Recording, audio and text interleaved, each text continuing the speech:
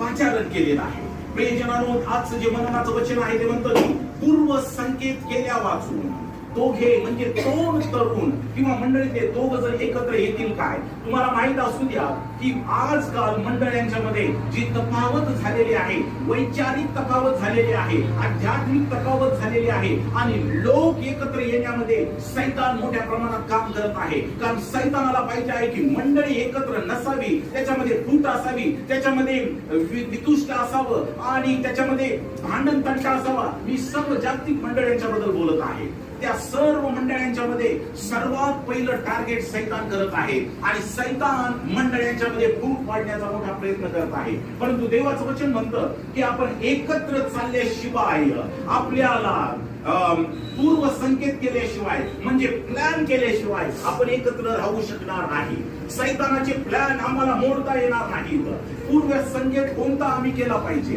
मंडळीनं एकत्र राहण्याचा, मंडळीच्या तरुणाने एकमेकाच्या विचारानं चालण्याचा, मंडळीतल्या लोकांनी पास्टरांच्या सल्ल्यानं चालण्याचा, मंडळीतल्या लोकांनी पास्टरांच्या मार्गदर्शनावरती विचार करण्याचा. हा जो संकेत आहे तो पूर्व संकेत केल्याशिवाय आम्हाला मंडळ एकत्र बांधता येणार नाही.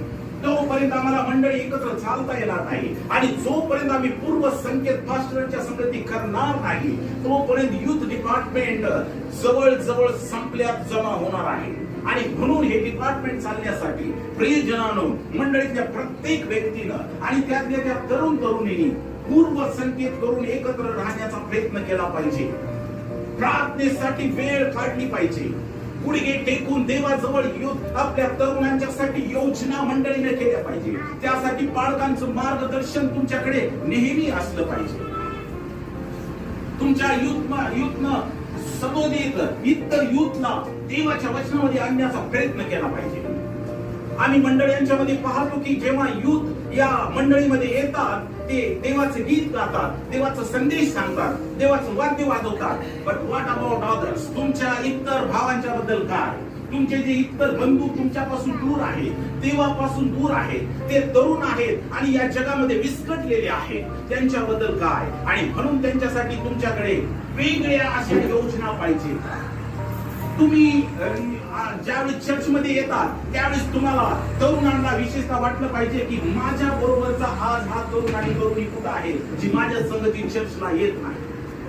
आणि म्हणून तुमच्याकडे माझ्याकडे हा प्लॅन असला पाहिजे की माझ्या चर्च मधले जे इतर तरुण आहेत, जे चर्च मध्ये आज येऊ शकत नाही, त्यांच्या संगती मी पूर्व संकेत केला पाहिजे, पूर्व प्लॅन केला पाहिजे त्यांना चर्च मध्ये घेऊन येण्यासाठी. आणि त्यासाठी महत्वाची